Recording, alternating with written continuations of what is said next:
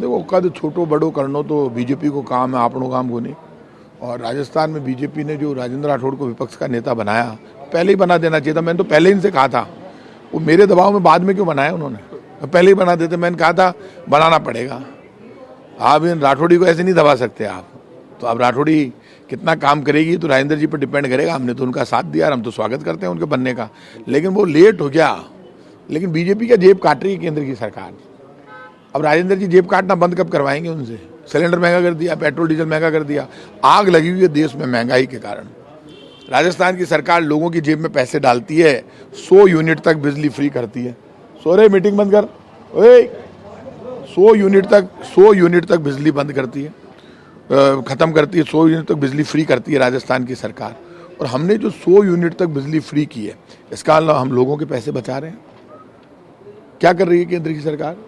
केंद्र की सरकार सिर्फ लोगों की जेब काटने का काम करे। 100 यूनिट तक बिजली फ्री कर दी राजस्थान में, 25 लाख तक का इलाज फ्री है, 5 करोड़ रुपए एक एमएलए को देते हैं डेवलपमेंट फंड में, एमपी के बराबर।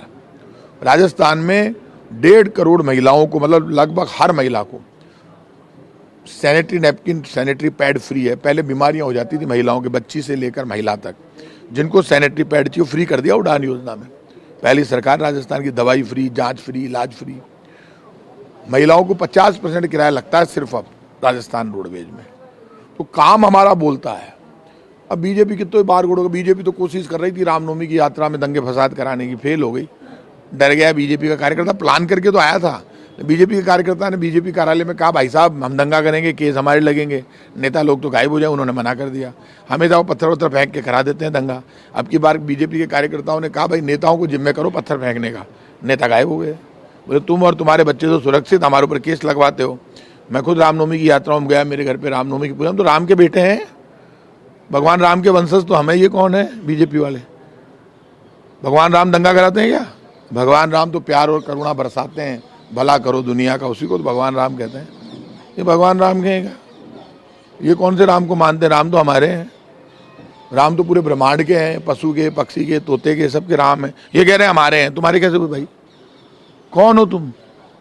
राम तो वो जो महात्मा गांधी गाते थे कि ईश्वर अल्लाह तेरो नाम, सबको सन्मति दे भगवान, चाहे गीता चाहे कुरान, सब में बसते राजा राम। ये कौन गाते थे? महात्मा गांधी। तो जो महात्मा गांधी को नहीं मानती बीजेपी, अपनी अपनी गाथा गाती रहती है, वो बीजेपी जो नाटक कर रही है वो चलेगा नहीं। अब राजेंद्र राठौड़ जी यहाँ बन गए तो काई कोनी वो बीजेपी ने फायदो। हमारा काम बोलता है, सरकार तो कांग्रेस की बनेगी चाहे कुछ भी हो जाए। जनता, अजय भाई जनता काम के आधार पर ही तो वोट देगी। काम के आधार पर वोट नहीं देगी तो आज 100 यूनिट हमने बिजली फ्री कर दी। बीजेपी जीत जाएगी तो आते ही कहेगी फ्री बिजली बंद, 1 करोड़ लोगों को पेंशन बंद, इलाज फ्री बंद। क्योंकि लोगों को यदि ये लगेगा कि बिजली फ्री हमको नहीं चाहिए, कांग्रेस की योजना, तो हमारे खिलाफ वोट देंगे। हमारे खिलाफ वोट देंगे तो हमारी जो योजना है वो सब खत्म। ऐसा मुझे लगता नहीं। जनता कह रही है नहीं, कांग्रेस ने जान लानो है, और कांग्रेस जो हार गई तो जनता भी हार जाएगी। तो कांग्रेस की जीत तय है। मुझे जो लोगों का, मैं लोगों के बीच में जाता रहता हूँ। अभी मैं भगवान महावीर स्वामी की पदयात्रा थी, आज भगवान महावीर की जयंती है, तो मैं नमो अरियंताणम, नमो सिद्धाणम, नमो आयरियाणम, नमो उजायाणम, नमो लोये सव्य साउणम, ऐसो पंच नमोकारो सव्य पाव पणासणो, मंगलाणम चे सव्य से पड़मम अवई मंगलम। तो दुनिया के मंगल की कामना के तो खुद आया हूँ, मैं तो जैनी भी यहाँ, और वास्तव में करता हूँ मैं रोज नवकार मंत्र। मैं, आप समझिए 2 तरह के लोग हैं। एक वो है जो नाटक करते हैं, तिलक लगा कर जय श्री राम करके कहते हैं, बाटा फेंकते हैं, ओए दंगा हो गया, भागो रे, मारो रे, काटो रे। एक मेरे जैसे लोग हैं जो जय सिया राम बोलते हैं, हाथ जोड़ते हैं, कहते हैं सब प्यार और प्रेम करो, रोटी खाओ, मजे करो। जो मजे की बात करता है वो कांग्रेस है, जो मजे की बात करता है वो क्षत्रिय है, हमारा जैसा भगवान राम का बेटा। और वो है जो नकली है, वो वीर नहीं है, कायर है। वीर तो हम है, असली क्षत्रिय है। क्षत्रिय कौन? जो भगवान के जैसा व्यवहार करे वो क्षत्रिय, जो मरने की ताकत रखता हो, जो भगवान राम के सिद्धांत से प्यार और प्रेम बांटता हो, जिसकी आंखों में दया और करुणा हो, वही क्षत्रिय है। ये कौन आगे भाई? नहीं, वो कह रहे हैं, एक संत जी महाराज वो जाके कहते हैं उदयपुर में, मेवाड़ की धरती पर, जिस मेवाड़ की धरती पर महाराणा प्रताप पैदा हुए, जिस मेवाड़ की धरती पर महाराणा प्रताप ने सूखी रोटी खाकर धर्म की रक्षा की। जिस मेवाड़ की धरती पर महाराणा प्रताप की सेना का सेनापति एक मुसलमान पठान हाकिम का सूरी था, जिसने महाराणा प्रताप की पत्नी से राखी बंधवाकर संकल्प लिया कि चाहे मैं मारा जाऊं लेकिन महाराणा प्रताप की रक्षा करूंगा। सेनापति हाकिम का सूरी जब युद्ध में मारा गया, हल्दी घाटी के युद्ध में, तो पीर का पठान उनका सेनापति बना। उस धरती पर जाकर वो एक संत बीजेपी के कार्यकर्ता बनकर कहते हैं, ये हरे झंडे उतार लो। किसके उतार लो भाई साहब? क्या है हरा और केसरिया और भगवा? ये तो रंग है। वो अजमेर में ख्वाजा मोइनुद्दीन चिश्ती की दरगाह है, वहाँ के जो एक तो होते हैं खादिम और एक और वो होते हैं जो बड़े पूजा करते हैं, वो चिश्ती जो सबसे बड़े जो होते हैं, जो सबसे बड़े संत हैं ना उनके, जो ख्वाजा मोइनुद्दीन चिश्ती की, मैं उनको नाम बोल रहा हूँ, उनका कुछ बोलते हैं खादिम, तो वह एक जो से बड़ो हुए उनको मैंने देखा। मैं वहाँ गया, दीवान जो, हाँ दीवान, वो दीवान साहब जो हैं वो केसरिया कपड़े पहनते हैं। तो मैंने दीवान साहब से कहा, साहब ये धर्म के नाम पर ये केसरिया हरा बांट रहे हैं। बोले फालतू की बातें करते हैं आप, हमारे परिवार, आप समझते हो धर्म को, मैं केसरिया पहनूं या हरा पहनूं किसी को क्या मतलब? बोले ख्वाजा के टाइम से हम जो ख्वाजा के दीवान जो पूजा करते हैं वो केसरिया पहनते हैं, भगवा पहनते हैं, तो भगवा रंग भी बट गया है क्या? अब वो एक संत कहते हैं ये हरे झंडे कुंभलगढ़ से उतार लो। क्या उतारोगे हरे झंडे? हरा केसरिया सब बराबर है। तिरंगा झंडा जब बना भारत का राष्ट्रीय ध्वज, तब राष्ट्रीय ध्वज में सबसे ऊपर केसरिया भगवा रंग है, जो बलिदान, शौर्य, स्वाभिमान और वीरता, करुणा और प्यार का प्रतीक है केसरिया।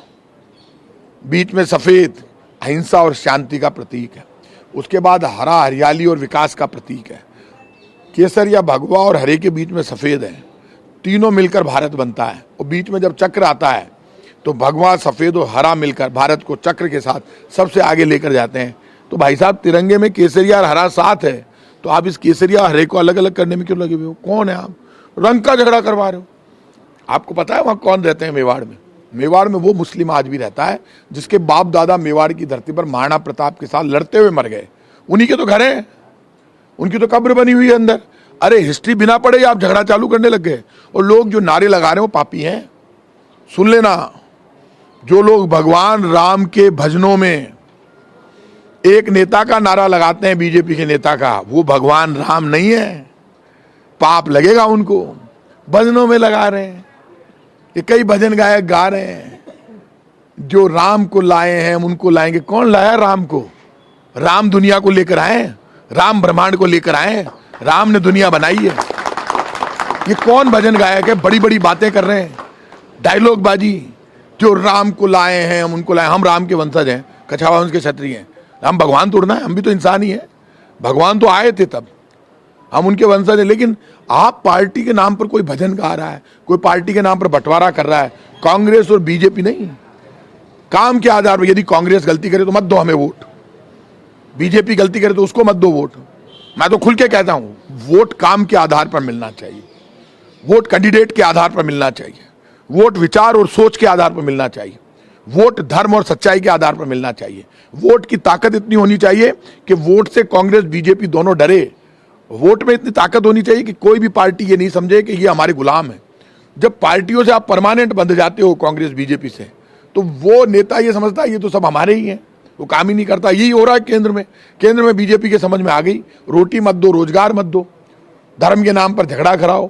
जहां भूख से, गरीबी से, महंगाई से चिल्लाने की और दर्द की आवाज आती हो, वहां भगवान नाराज हो जाते हैं। इस वक्त देश में महंगाई, गरीबी, बेरोजगारी और भूख इतनी जबरदस्त है कि उस दर्द की आवाज से भगवान भी परेशान है। तो वो दर्द खत्म होना चाहिए। हम आपसी झगड़े में, आप मुझे ये बता दो, अडानी के नाम पर लाखों करोड़ रुपए का घोटाला हो गया। यदि यही पैसा गरीब में बंटता, गरीबों में जाता, तो हिंदुस्तान की पोबारा 25 हो जाती। अब वो घोटाला बीजेपी के राज में हो चाहे कांग्रेस के राज में हो, घोटाले की तो जांच होनी चाहिए। ज्वाइंट पार्लियामेंट कमेटी की डिमांड राहुल गांधी ने कर दी तो पूरी बीजेपी नाराज हो गई। कल बीजेपी वाले कहेंगे ये प्रताप सिंह खाचरियावास जयपुर में रहता है और कहता है मैं राम का बेटा हूं, इसको उठा के बंद करो, कर दो। लाखों करोड़ों राहुल गांधी खड़े हो जाएंगे, लाखों करोड़ों हम जैसे लोग खड़े हो जाएंगे। आप कब कब किस किस को मारोगे भाई? इस देश में हथियार के दम पर, ताकत के दम पर, तानाशाही के दम पर, सरकारी पावर के दम पर जब आप जनता की आवाज़ को दबाने की कोशिश करोगे तो रिवोल्ट होगा। और उस रिवोल्ट की तैयारी चालू हो गई है और उस रिवोल्ट में बड़ी बड़ी सत्ताएं हिल गई। कांग्रेस का भी कभी सूरज अस्त नहीं होता था, लेकिन जब कांग्रेस पार्टी हारी तो बड़े बड़े दिग्गज हमारे हार गए। इस देश में इंदिरा गांधी जी और अटल बिहारी वाजपेयी जी भी हारे हैं। लेकिन घमंड मत करो, घमंड के लिए जगह नहीं। तो लोकतंत्र है, कब जनता पलट जाए, कब ठप्पा लगाना बंद कर दे। जनता ठप्पा आगे की जगह पीछे छेप देगी और पीछे छेपेगी तो हार जाएगा, आगे जिसके लगा देगी वो जीत जाएगा। भाई साहब, किसका घमंड कर रहे हो? ये घमंड बीजेपी का चलेगा नहीं, ये ध्यान रखना। अरे तो मारो तो केसरिया तो मेरा और मेरे बाप का ही है, हरा भी केसरिया भी सब मेरे ही है, कोई दिक्कत नहीं है।